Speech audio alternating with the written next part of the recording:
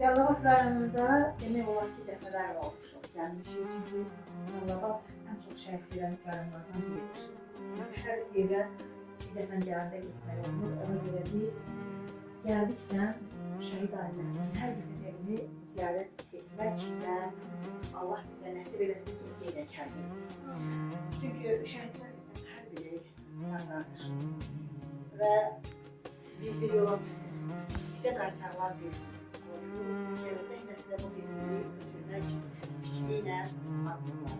İstəyirə hər kəs onun ətrafında bir yola çıxdıq və məhz şəhid oldular, vətən torpaqları üçün, birliyimiz üçün. Biz də Dəmir Yumruq Alfa Cəmiyyətinin şəhidimizin ailəsindən öz təşəkkürümüzü bildirmək üçün gəlmişik. Dəmir Yumruq Sığolada məhz şəhidimizin atasının icazəsi ilə anıya təqdim. Çox sağ olun.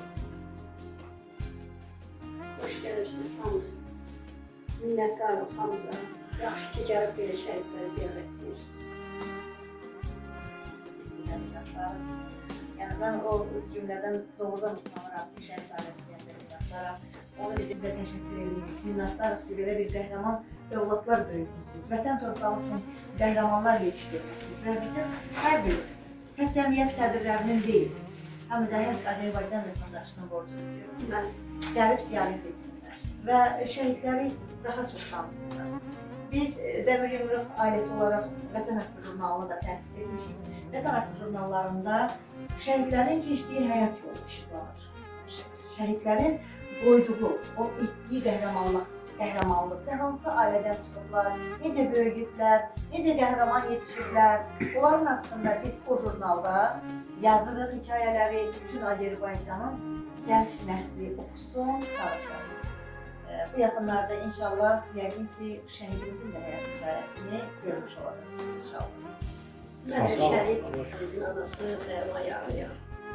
2 övladım xüsusi təyinatında işləyib. Biri 8 ildir, biri 5 ildir. Müharibədə var 2 qardaş. Biri Oktyabırda görüşürlər. Axırıncı görüşləridir. Balalarımla qürur duyuram. Belə övlad yetişdirmişim vətən. Vətən sağ olsun. Ailəlidir. 2 övladı var, Nazlıysa, İdra Kilitseli dərs alırlar. Yaşat fondu sağ olsun, onları oxudur.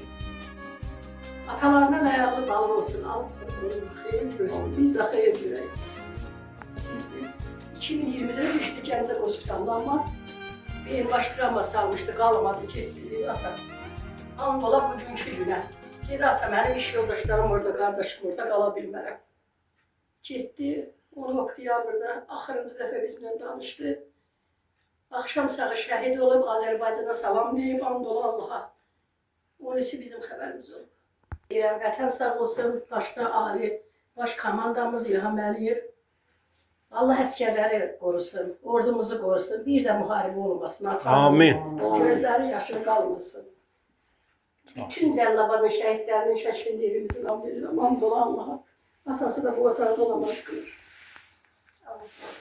Çox sağ olun, Allah hamımızdan razı olsun. Siz sağ olun. Allah cəm şəhidlərimizə rəhmət eləsin.